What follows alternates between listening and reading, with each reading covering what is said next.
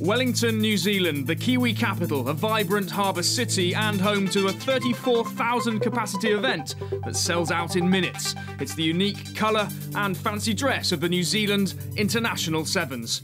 With maximum points from the first two events, New Zealand sit pretty in the standings, 8 points clear of closest rivals Fiji. South Africa within touching distance and Argentina, England and Samoa all out to close the gap. New Zealand's early dominance kicked off in the desert heat of Dubai.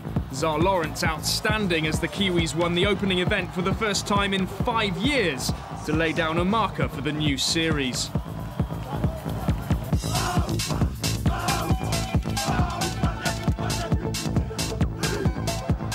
And in the next round in George, a new star was born, 19-year-old Israel Dag scoring 7 tries, the best coming in the final against Fiji. Another scouting success for coach Gordon Titchens.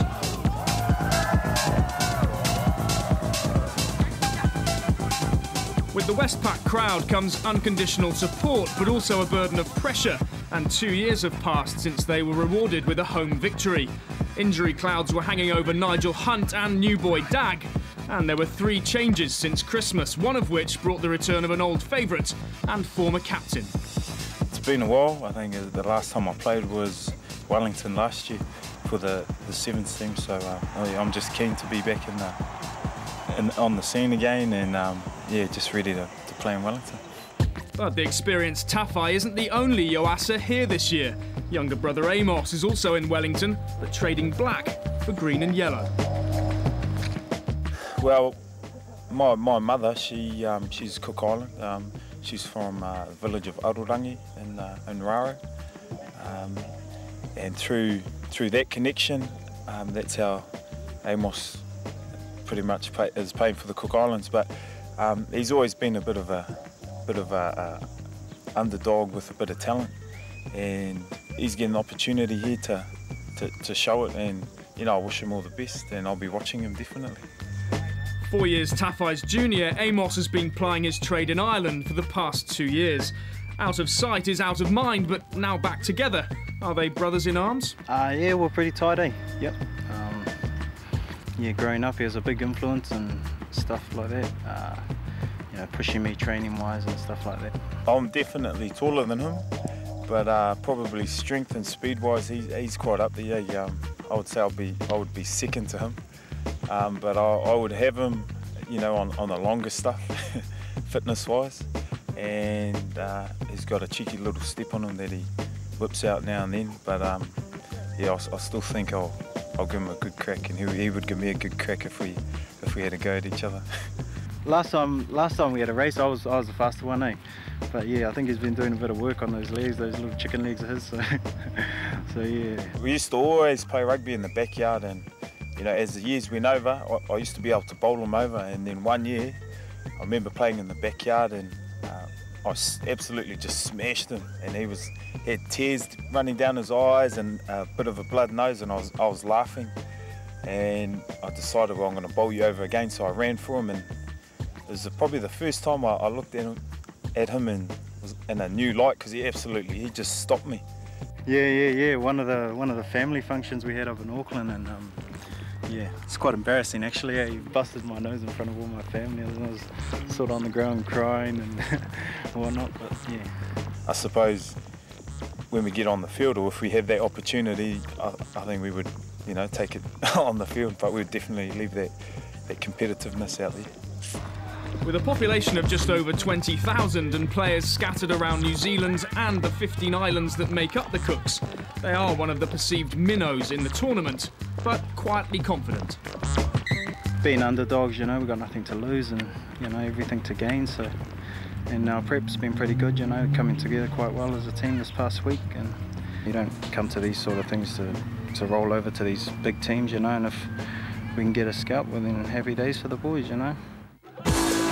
And the Cooks were among the 16 teams welcomed by the Wellington public at the now well-established parade in the centre of town on the day before kick-off.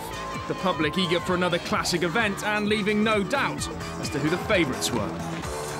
The Kiwis were facing a tough draw against none other than the defending champions Samoa, plus Canada and another competitive island nation in Papua New Guinea.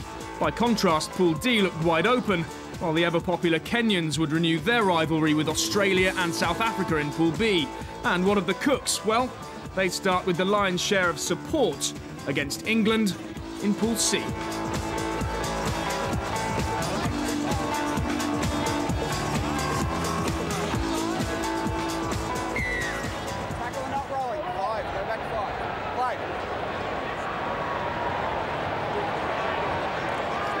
Here's a new man, but he's made an impact. Damu, and Issa with the big handoff and the opening try. Adam Vardy, Parramatta, and of course a local Wellington lad. The kick through by Vavasa Samania. Samanea's on his own. Samanea's only got to pick it up or control it. He has done, and he scores. Brilliant, absolutely brilliant. The Cooks from their own goal line. And they're certainly stretching England here as the half-time hooter sounds. This will be the last play of the first half. Samania, the hero of the moment. Now it's with Nathan Robinson. He's clean through. Robinson is clear. He's gone. He's home. Terrific score. What a time to make it.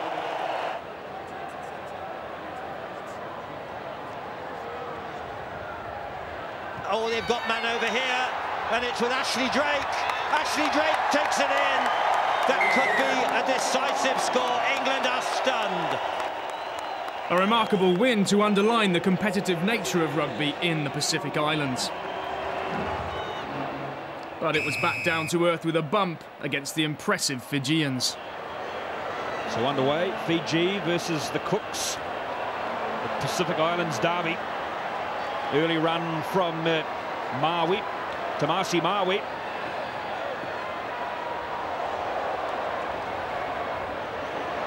Ominous signs there for the Cooks. Early try to Apelli, 21 guard. That leaving the Cooks and Wales vying for the second qualifying spot in the pool. Wales heavily beaten by Fiji, but victors over England to set up the crucial decider. Ty Sally. Over he goes. Not one to let his brother hog the limelight, Tafai Yoasa chipped in as New Zealand breezed through their pool for the concession of just 7 points. Canada first to feel the heat.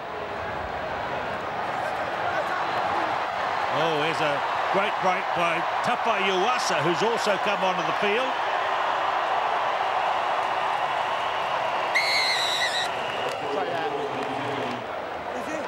It's coming for New Zealand. Lawrence away quickly.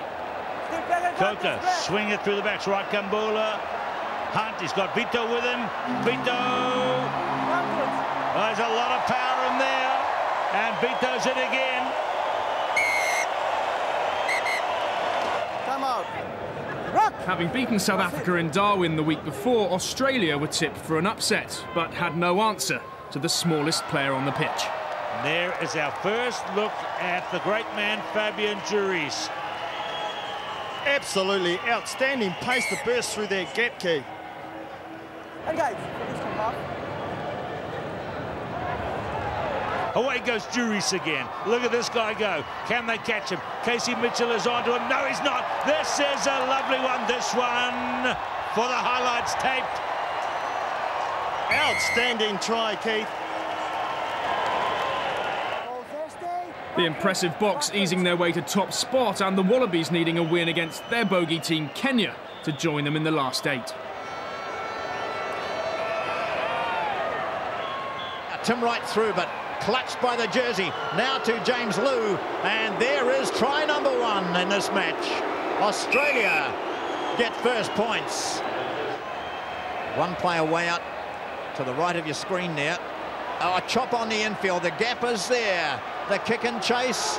What sort of bounce? It'll be a try for Australia if it sits up, and it does.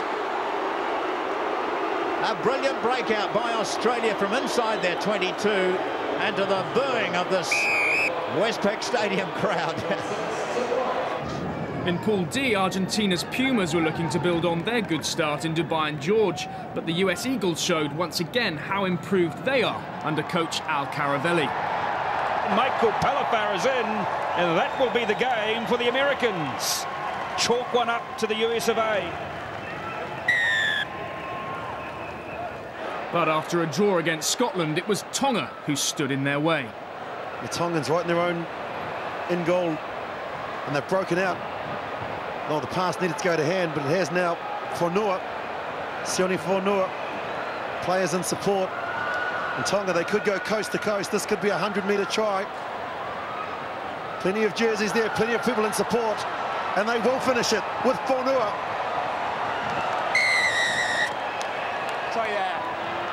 Time off, please.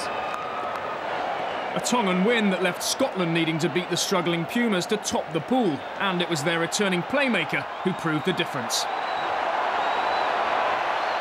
Still going, Adamson. Oh, he scored the try early on for Scotland, and he has another. Mike Adamson.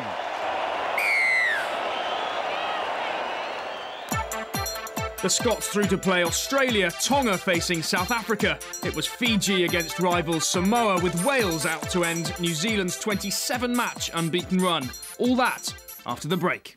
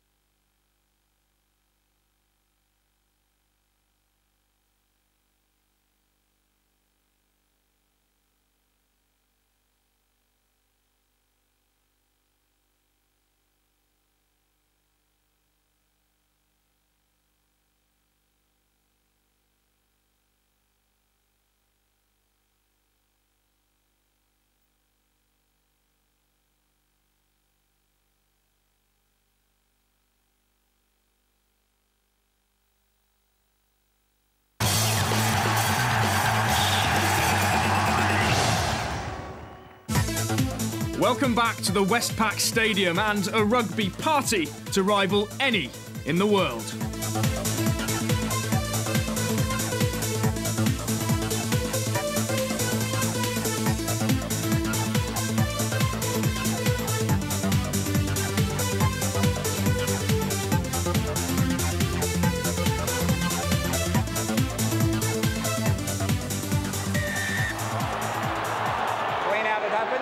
The first of the last 8 matchups pitted Wales against New Zealand, favourites but under pressure, and that only increased in the first few minutes. Lovely try, Jonathan Edwards. Got hit hard as he went over and scored it right in the corner, but the try is awarded. Roll. Now Rakambula, the crowd can see the gap out wide to Vito, local boy.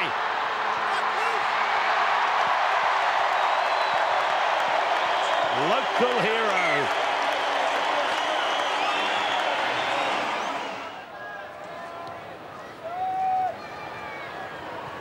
So this time it's a big jump by Coker. Well done, Edwin Coker for New Zealand. They're starting to play with the authority off the try, and then the jump at the line out, and Rakambula is in.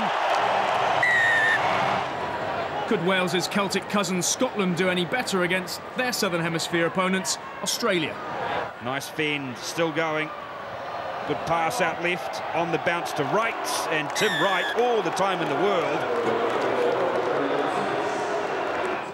Adamson to restart. Australians need just to shut down play here. Wipe out any errors, almost. Comforth with the knock-on. Some speed out to the left. Oh, what a step. Still going.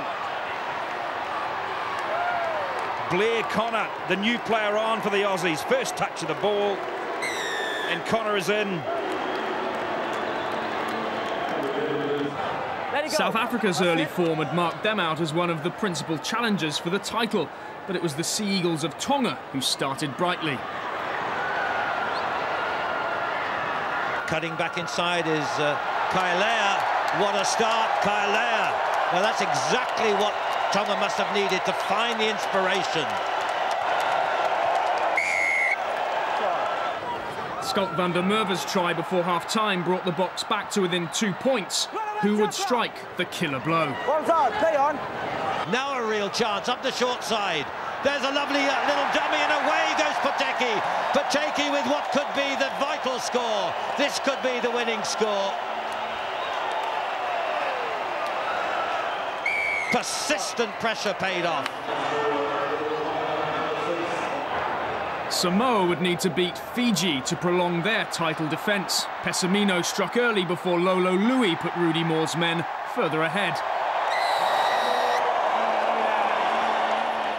19-0 down at half-time, but a brace by Thakau gave Fiji hope.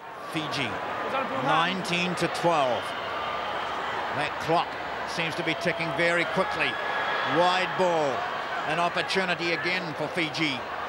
Nanuku, a bit of skill. Nanuku to the line. What a try for Nanuku! What a try! Oh, let's change the scorer. Tamasi Maua. A cliche of a game of two halves. It was all Samoa in the first. Can Fiji now tie the... Oh, he's missed it. The form book ripped up, the missed kick crucial. Samoa through to a first semi-final this season. So the seedings defied again. The talented Tongans through to face Samoa. The best of enemies New Zealand and Australia to contest the other half of the draw. The first semi-final, both Pacific Island rivals with plenty of support, and it was the Samoans who were first off their seats in appreciation of their captain Fantastic. This is Walimai, the handoff. Typical, so typical of the man. But as the Boks had found out, Samoa wouldn't have it all their own way.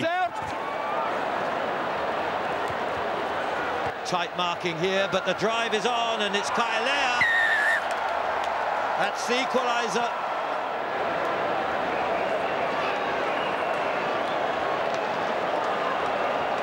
Wait, okay.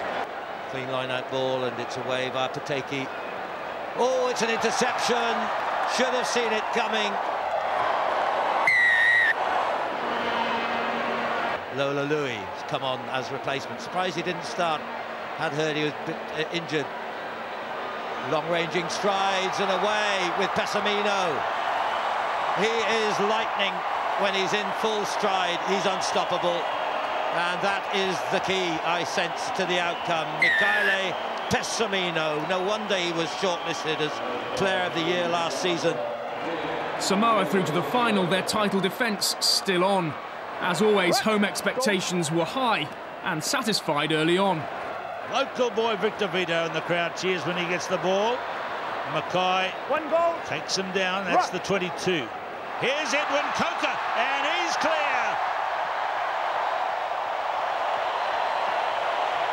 Big strides, big gallop. But in typical Aussie fashion, the Wallabies hit back.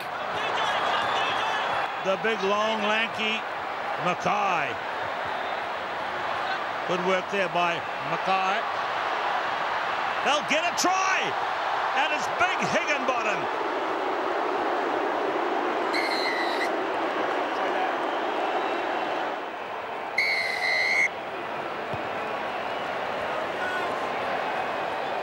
And what a great catch to begin the second half by the local lad, Victor Vito, and a big handoff. Puts Lawrence into the gap. He missed scoring a try after 19 seconds at the start of the first half, but there might be one in a similar time, and that is from the captain, DJ Forbes.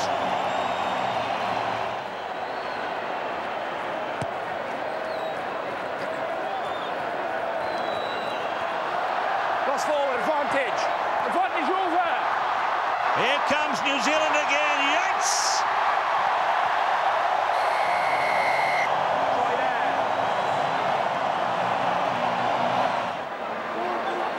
He sparks. Raikambula got a lot of skills. He could throw a beautiful pass across field, 30, 40 metres, and here goes Lawrence. He can run in tries 30, 40 metres. Try there.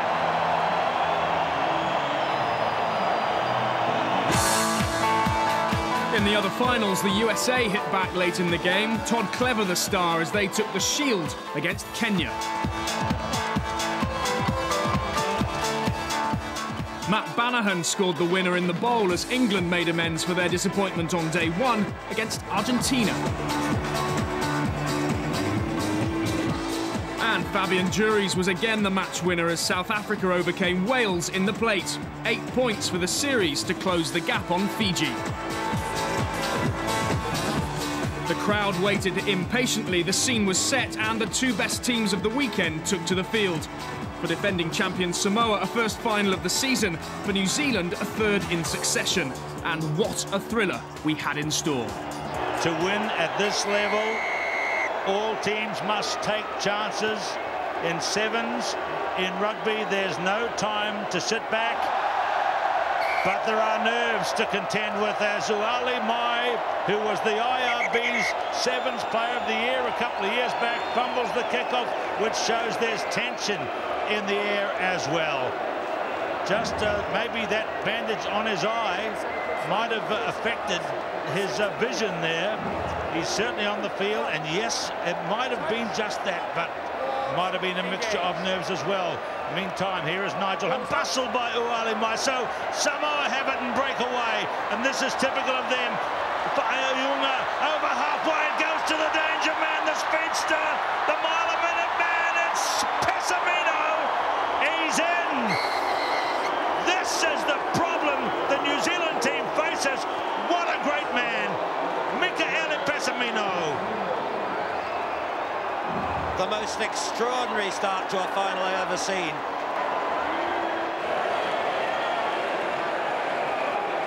And the clock is ticking, 4 minutes and 43 out of a 10-minute half, remember. Normally, every other match is 7 minutes each way at all these tournaments.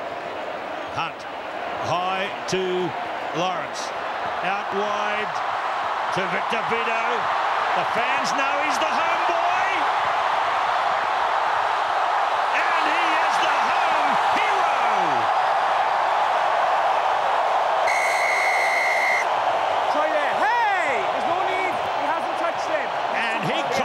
As well, I think, after he had scored the try.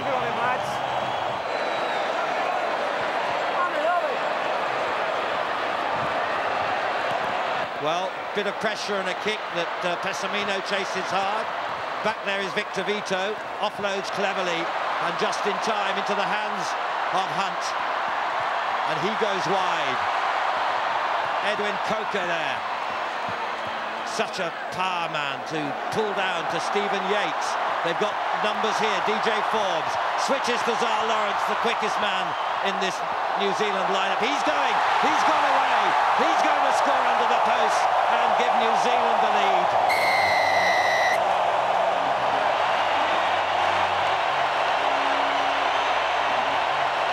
As usual, there was plenty to say at half-time, both sides feeling the pressure with a make-or-break 10 minutes in store. And for Samoa, things got even harder with skipper Uali Mai needing stitches to an eye. It's not her decision, it's my decision. I'm really sorry, but that's not control, it's an open wound. We must leave the field to get it dealt with, please, all right? Yes, he can come back. You can come back, it's no problem. Can we get a blood replacement on the sideline, please? New Zealand with a marginal lead. Could Samoa hit back? And here is Lavasa, the new man, out to Pessamino. Now, how the New Zealanders fan across to catch him. But it's, what a brilliant catch! And they dive for his coattails. He fires it into the new man, Lavasa. What a brilliant try! Staggering, absolutely spellbinding. Look at this talent. Pessamino, and he slips the final diving attempt. And what brilliant support play from the new man, Rupeni Lavasa. What a final, 14-12, the defending champions. They have the throw-in. They still lack their captain. Attempted drop goal by Lola Louis. It's going to drift wide, I think. It's over! Absolutely extraordinary. Seldom ever do you see a drop goal in Sevens rugby, but this man is a rare, rare talent. A Stephen Yates try levelled the scores, the tension at fever pitch. There are 30 seconds to play. Surely they'll go for the 3 points here, or not? Well, we've, what, 30 seconds, 20 seconds on the clock. Was it not worth the kick at goal? But they want to go for glory by scoring tries. We've had that before in New Zealand rugby. Here we go. Is Victor Vito going to be the local lad to do it? Oh, yes! Yes, he is! Victor Vito, the latest gem unearthed by Titchens, his second try sealing New Zealand's 5th consecutive series title.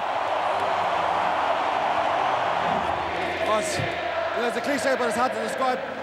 To see the fans going at it. We haven't been in the final for a while in Wellington, and it's definitely a special occasion. We made history, but just to do it the way we did, it's so honored, so proud to be with the boys. It's just a great feeling. A maximum 60 points from 3 events, 24 clear of closest rivals Fiji, and barring a massive reversal of fortunes, New Zealand well on the way to another IRB Sevens World Series. Next up, the USA Sevens. Will there be another victory hacker in sunny San Diego? We'll see you there.